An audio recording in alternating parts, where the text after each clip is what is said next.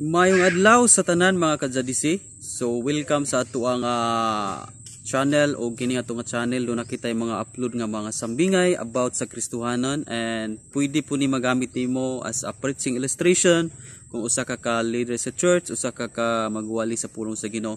Disclaimer ta sa ato mga sambingay, ang atong purpose nini mas mapasabot na to dayon kung unsa ang gisulti sa pulong sa Ginoo. Okay?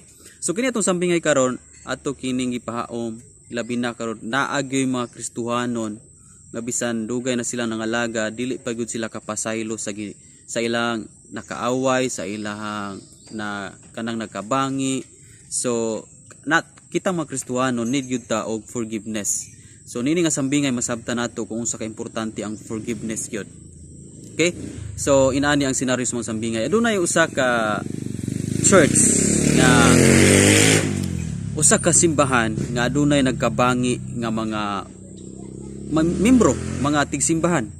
So nagkabangi, nagkaaway kining mao nga tigsimbahan.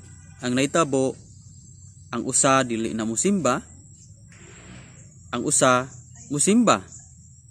O kung ang usa mabalaan niya nga moabsen na pug simba, siya na puy mutunghag simba. Insert, dili sila ganahan nga magkit-anay dito simbahan.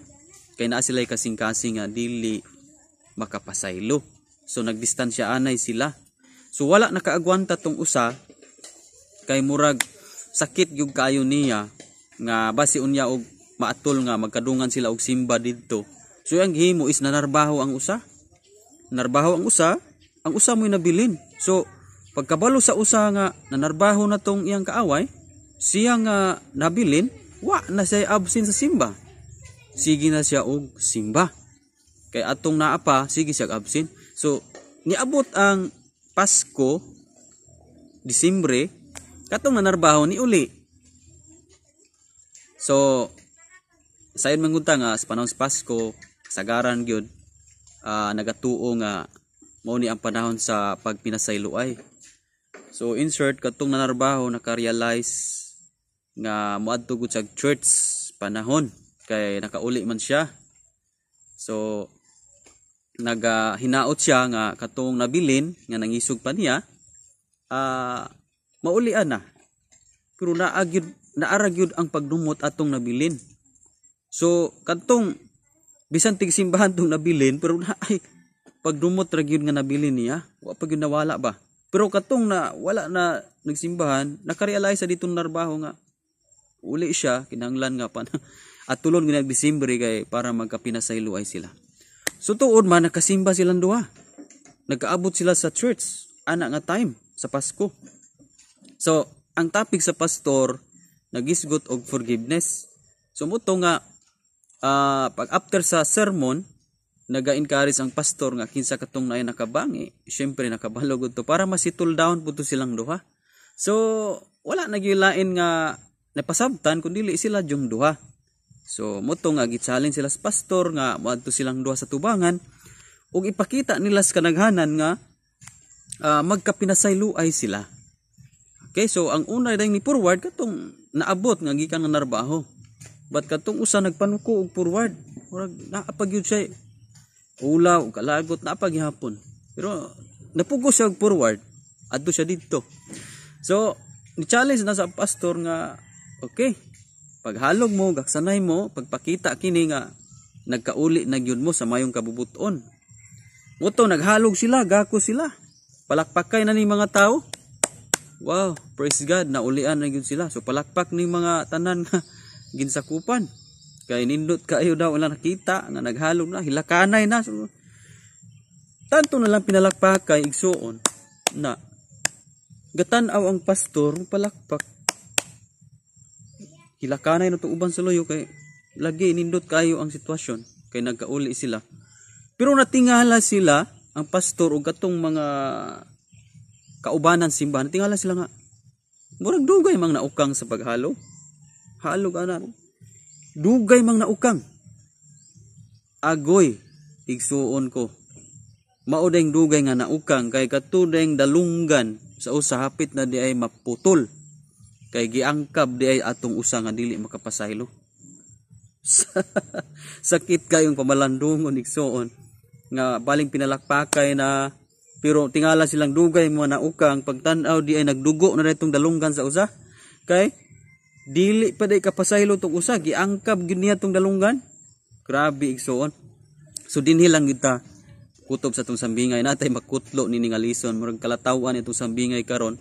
Pero mo ni ang realidad nga naa pa gyud mga Kristohanon, even Christian sila, even tigsimbahan sila, apan nagbaton sila og kasing-kasing nga kanang dili mapinasayloon.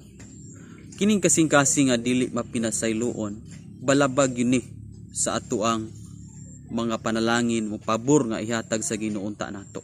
Okay? Naatay mga pabasahon nga bersikulo about forgiveness. Matud pa sa Marcos 11:25. Okay? Sa Mark 11:25 nagaingon siya, inigtindog ninyo aron magampo kung aduna kamoy kayugot batok kang bisan kinsa, pasaylo na siya aron ang inyong amahan nga tua sa langit mo pasaylo usab kaninyo. Di ba? So giklaro din nga kana ding panahon nga magampo ta nya natay kayugot sa atong isig katao di ta kapasaylo insya nga adtua didto unya pasaylo aron nga atong amahan dawaton ang atong mga gipanghanyo. Kay lisod kaayo nga ang atong mga pag-ampo pero naapatay tay kasing-kasing dili mapinasayloon sa atong isig katao. So dili mahimuot ang atong langitnon nga amahan. And lain nga verse matud pa niya sa Matthew chapter 6 verse 14 to 15, kay kun inyong pasayloon ang nakasala kaninyo, pasayloon usab kamo sa inyong amahan nga tua sa langit. Apan kun dili ninyo sila pasayloon, dili usab kamo pasayloon sa inyong amahan nga tua sa langit. Grabe no? Sumunang kita mga itag pasaylos tong kalapasan, daghan man kitag sala pod. Unya, kung di ta ka pasaylog una sa atong isig katao, kawang sayang kayo ang atong pagsigig pangayog forgiveness sa Ginoo. Unya kita mismo dili gani day ta ka pasaylo sa atuang isig katao. First natong unahon, pasaylo una to ang atong isig katao. Pareho man tang nasipyat, pareho man tang nakasala, wa may taong perfecto. Ikaw ako pod nasipyat pud ko, siya po nasipyat. So kitang tanan puro man nga sipyat. Pero ngano mang dili man ta kapasaylo, si Jesus man gani nga daghan kay tag kasalanan, daghan kay tag kasipyatan, dili ta angay pasayloon. Pero gitan-aw ta ni Jesus nga pasayloon gihapon ta bisan unsa kadaghan tag sala. Pero kita lisod kay itong pagpasaylo bisan usara kasala sa atong isig katao, usa 2 3 4 5. Muyo nalabian na ning kuana sige nang gibuhat niya. Pero kuha ka kabalo nga atong sala sobra pas usa ka libo pero gipasaylo ta ni Jesus, di ba? Sumuni ang lesson nga atong makutlo karon. And matud pa sa Matthew chapter 18 verse 21 to 22 si Pedro nangutanay sambingay sa sulugon nga wala mo pasaylo. Sambingay ni siya. Matud pa unya bidol si Pedro kang Hesus nangutana, Ginoo kun akong isuon kanunay makasala kanako hatag hangtod kapila ko man siya pasayloon. Kapito ba? Si Jesus mitubag dili kay kapitura kundi kapituan kapito. But pasabot 70 times 7 is 490. But pasabot ana nga kausa, kadua, katulo, kaupat, kalima, kapulo, ka 20, ka 50 pasayloon gyapon nato sila. Okay? Mao sa kagatos man ang iyang sipyat ya nimo, 490 man ang iyang sipyat na nimo. Wa po daw kaabot og 490 o gani kaabot og 20. Wa gani kaabot og 10 ang iyang sipyat. Pero grabe na, di na ta magkigsulawanay na ta, magdumot na ta. Okay? 490 times pasayloon gihapon nato sila. Okay? Pila pa man kasala ng imong kaaway karon? Kausapa, kadua, katulo? Grabe. Dili na rason nga dili ta makapasaylo. Kay si Jesus, si Pedro nangutana, kapila daw niya pila man niya pasayloon ni Jesus nga. Dili lang kay 7. Kundili kapituan kapito. Grabe gipilo-pilo 70 times 7. Muna inana ka lapad ang pagpasaylo nga atong ipakita kanila. Inana kadako o kadaghan ang pagpasaylo atong ipakita kanila. Okay? Iyan po nato na sa Ginoo kay babag yun ni sa ato ang kinabuhing Kristohanon kung dili ta mapinasayloon. Ikaw mangayo man ta sa Ginoo mga panalangin, ampo man ta pasayloon, pero kung di po ta kapasaylo balabag kini nga karakter nato. So kung na-bless ka nini nga sambingay, paki-comment lang sa ato ang comment section. And kung bago pa kanini nga sambingay, bago pa kanini nga channel, Actually daghan na kay ta mga sambingay nga na-upload dira. Paki-scroll up lang, pili lang sa mga video sambingay nga aduna kay mapupo nga daghang mga lesson nga pwede mo apply sa imuhang Kristohanon. So ayaw kalimot kung bago pa kani nga channel, just click subscribe para ma-notify ka sa next natong mga sambingay. Kita na punta sa next na pun nga sambingay para ma-notify ka, i-subscribe nimo, click na notification bell para updated ka. Glory to God. Disclaimer tas itong mga sambingay para sa kamayaan sa Ginoo, siya ang matuboy nini nga channel. God bless, igsuon ko diya sa Ginoo.